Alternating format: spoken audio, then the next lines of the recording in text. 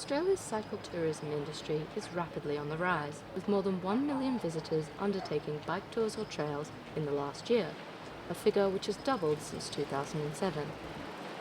More than ever, people are seeking alternative ways to see Australia, with cycling providing a personal, active and environmentally friendly way to explore both city and rural areas.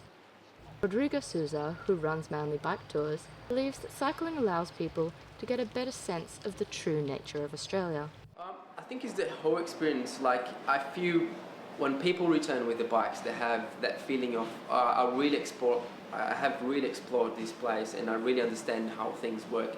And I've been to the national park, I've been to the cliffs, and I've been to the beaches. I've really done it. Like, I covered the whole ground, and that's the feeling I get from people returning. They have this feeling that I have really explored this place. I really understand how it works now. A study conducted by Tourism Research Australia found that in 2012, international visitors spent over $2.4 billion on cycle tourism activities.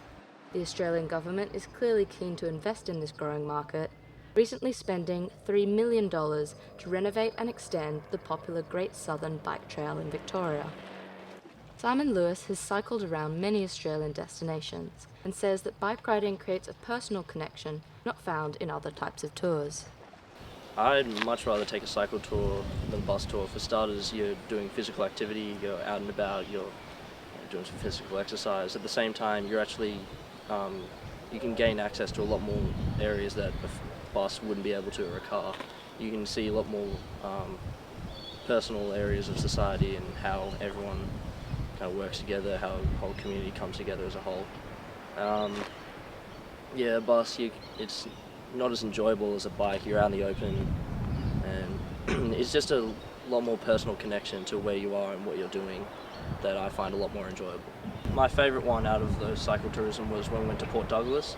As a group, we all managed to actually get access onto the beach, and we actually cycled the whole length of one of these really impressive looking beaches. It was a really great environment, just the whole wind going through your hair, just the admiring of the whole waves and everything. But you actually managed to have a bit more personal sense of accomplishment. You're actually doing something physical, you're actually getting outside while enjoying the whole environment and being on a bike. Yeah, we did Sydney to Wollongong on a bike. So it has a very different feeling compared to driving. I've also done the Great Ocean Road by car. It's just with the bikes you feel very close to the land and to the place where you are. Like, you feel very connected to the land and to the bush, to the sea, and you're very close. And you go through the suburbs, and you go through the houses, and it's just, you appreciate a little bit more of what you're doing and where you're going, like, because you're really close to it. It's a great feeling. It's a very good feeling. Later this year, Melbourne will hold a National Bike Futures Conference, hoping to further establish and encourage this increasingly valuable market.